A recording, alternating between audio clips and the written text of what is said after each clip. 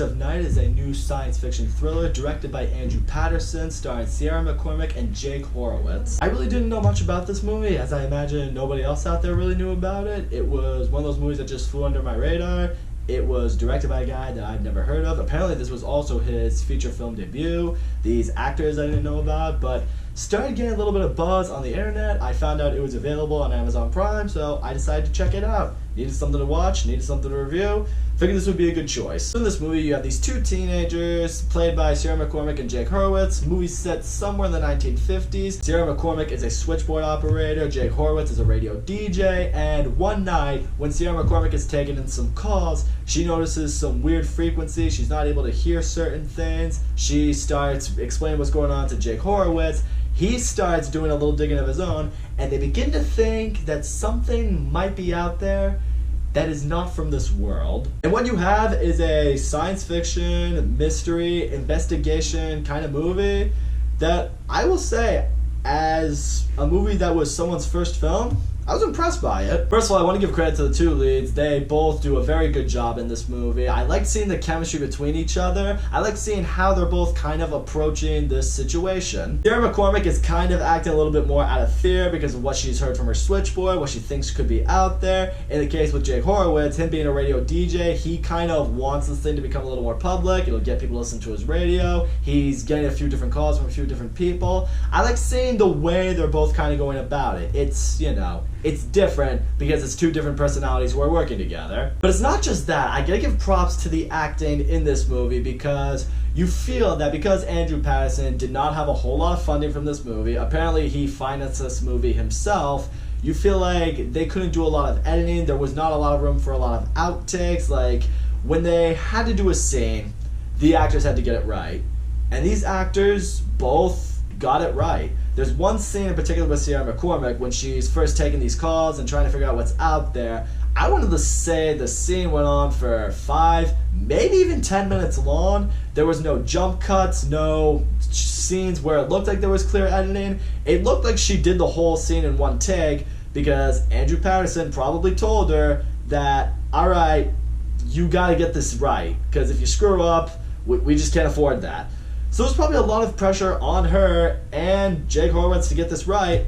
They both did. And God give them respect for that. I don't know either of these actors from really any work outside this movie, but I hope to see them again. And when it comes to people I hope to see again, Andrew Patterson as a director is definitely one of them. The fact that he made such a unique and well-made movie with the low budget he had, I really want to see what this dude can do when he has Hollywood backing him up, when he has millions of dollars that he can use to make a legit movie. Because I think this dude could be an amazing director if he had that. Because the fact that he made this with so little that he had, it's impressive. There's this one shot in the movie, because I imagine they couldn't do a lot of jump cuts and different takes because of the budget. They literally had a camera just sweep through the entire city, go back to the high school where the kids are from, you know, just literally all in one take to see how the two sides are connected, seeing what, you know, one actor does and what the other actor does. It was just impressive. They just swept right through it. It felt very seamless. I've always been a fan of when things are just one continuous take.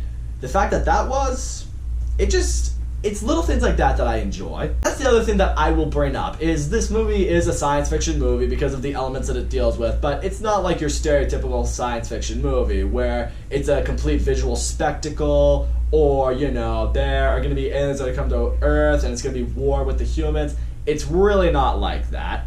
This movie is a very investigative, mystery, kind of sci-fi thriller, and you kind of get that from the essence that you pick up from certain scenes. There are certain conversations that the two leads have with certain characters throughout this movie that kind of hint towards things that happen later on in the movie, that kind of give you the feel of what is out there and how it's impacted certain people.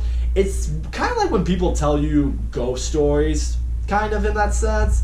Like, you know, the story's very intense, you know, they say it with such conviction and such belief that you feel like whatever is out there is real and it could be a threat to everybody. That's what I appreciate if you're going to do a thriller kind of aspect. You need to make it feel suspenseful. You need to really get you on the edge of your seat and keep you intrigued, wanting to know what's going to happen, wanting to know how these stories that are being told or how it's going to end, what it's going to lead to. It's that kind of strong dialogue that can really engage you into the movie, that can really hook you. So I gotta give props to the writing in this movie, which was also written by Andrew Patterson. To tell you the truth, it kind of felt a lot like an old Twilight Zone type of movie. Even when this movie opens up, it does like a little, like, you know, you get sucked into this TV screen and, you know, it's called like, oh, the vast of night. It felt very much like a Twilight Zone episode. You're gonna get sucked into this fantasy world with some weird, strange, out of this world elements that might make you feel tense, might even make you feel uneasy, will definitely keep you guessing.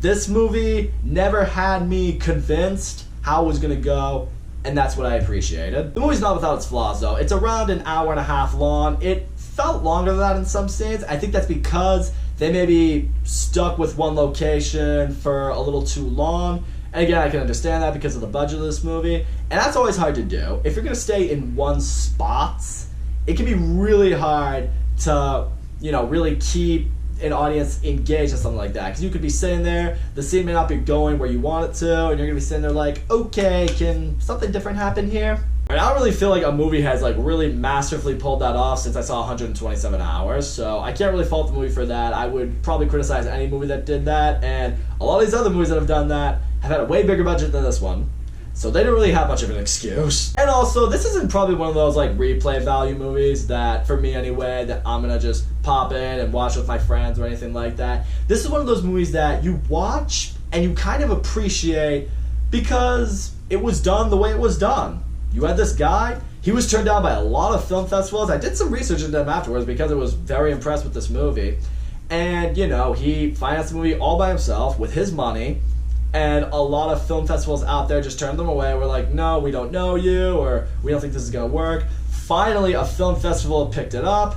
They showed it, and it was loved by the people who saw it. So now it's getting its release on Amazon Prime, even in a few drive-in theaters that have since reopened among the pandemic. And this is the type of movie that you go in for. If you're like a casual watcher, if you're hoping for a sci-fi epic, like fun space, thrilling alien invasion kind of movie, then you're not gonna like this movie. You're gonna be disappointed by it. If, on the other hand, you appreciate film, like really, you know, understand movies and know the process that goes into making them, granted, I mean, I'm not a filmmaker, but I make these YouTube videos, and for me, these are tough enough to make, so I can't even understand what the struggle is to make a great movie, especially with such little of a budget. If you consider aspects like that, and you're a fan of certain things like that, you'll definitely have an appreciation for this movie, and you will enjoy watching it.